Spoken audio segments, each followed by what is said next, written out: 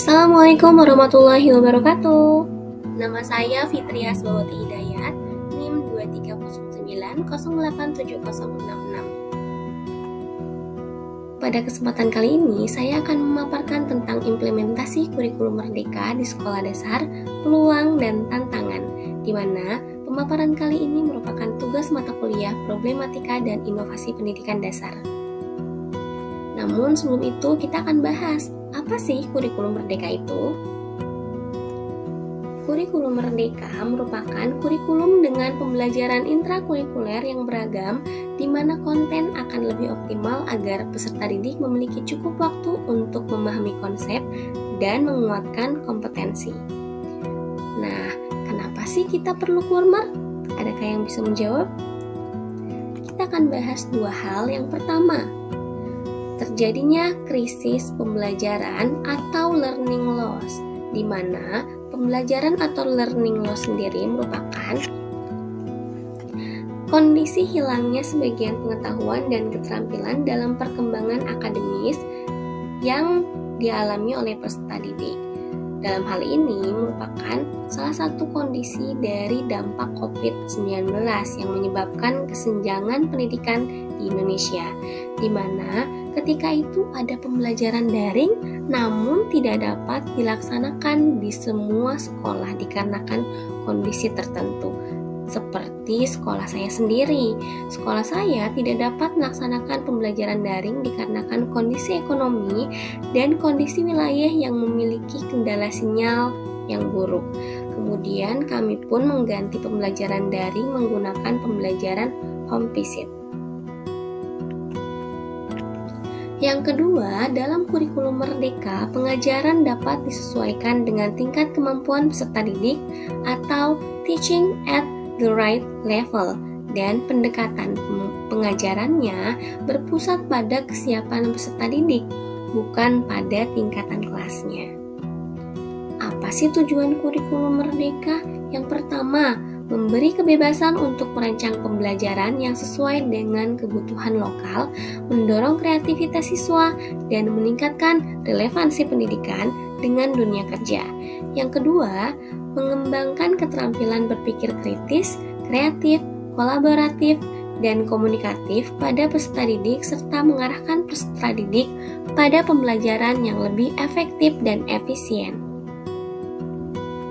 Yang ketiga, untuk meningkatkan kualitas pendidikan di Indonesia dan menghasilkan generasi masa depan yang kuat secara intelektualitas, karakter, dan memiliki semangat sebagai pembelajar sepanjang hayat atau lifelong learner.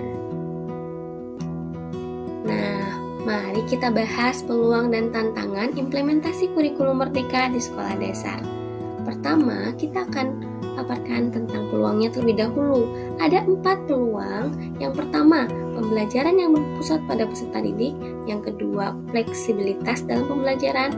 Yang ketiga, pengembangan karakter dan keterampilan abad 21. Yang keempat, integrasi teknologi dalam pembelajaran. Yuk kita bahas satu-satu. Pembelajaran berpusat pada peserta didik, di mana ketika pembelajaran yang berpusat pada peserta didik memungkinkan siswa untuk belajar lebih aktif dalam proses belajar, kemudian menyesuaikan tempo dan gaya belajar mereka sendiri. Siswa juga didorong untuk menjadi pembelajar mandiri yang kritis dan kreatif.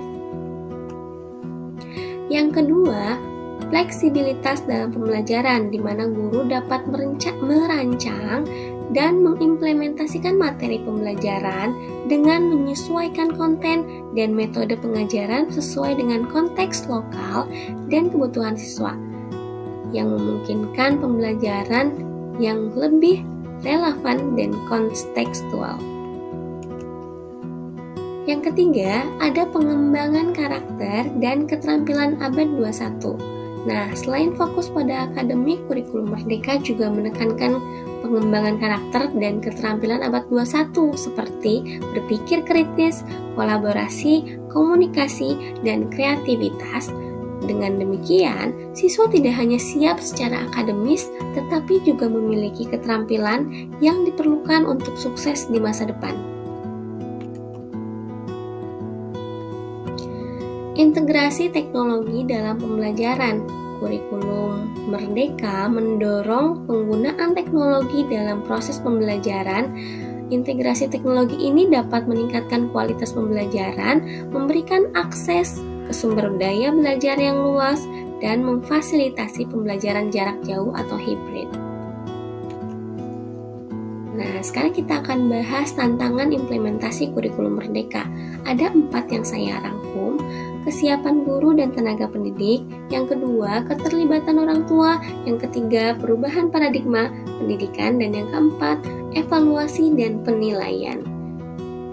Nah, kita akan bahas satu-satu. Yang pertama, kesiapan guru dan tenaga pendidik, di mana guru yang merupakan pilar utama pelaksanaan kurikulum Merdeka memerlukan pelatihan yang memadai serta memiliki kompetensi yang cukup agar guru dan tenaga pengajar dapat memahami konsep dan tujuan dari kurikulum Merdeka itu sendiri serta dapat mengembangkan kurikulum yang sesuai dengan kebutuhan dan kondisi masing-masing sekolah.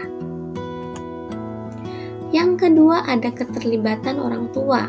Ini menjadi tantangan yang sangat besar karena terkadang orang tua hanya menyerahkan atau langsung menyerahkan putra-putrinya kepada guru untuk dididik. Namun pada dasarnya diperlukan kesadaran para orang tua tentang pentingnya perubahan dalam kurikulum dan menggandeng mereka sebagai mitra dalam mendukung pembelajaran anak.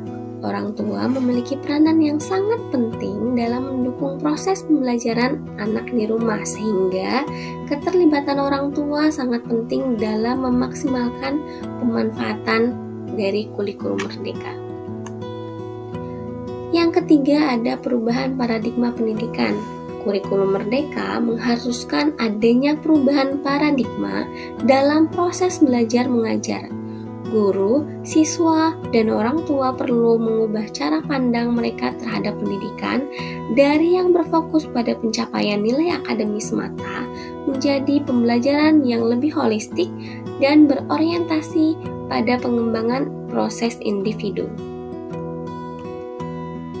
Yang terakhir, ada evaluasi dan penilaian, di mana sistem evaluasi dan penilaian dalam Sistem evaluasi dan penilaian dalam kurikulum Merdeka juga berbeda dari kurikulum sebelumnya.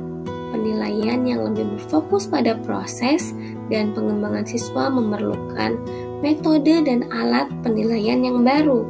Mengadaptasi sistem penilaian ini bisa menjadi tantangan tersendiri bagi sekolah dan guru. Baiklah kawan-kawan, itu adalah pemaparan yang bisa saya sampaikan. Terima kasih banyak, hatur nuhun, thank you, bye.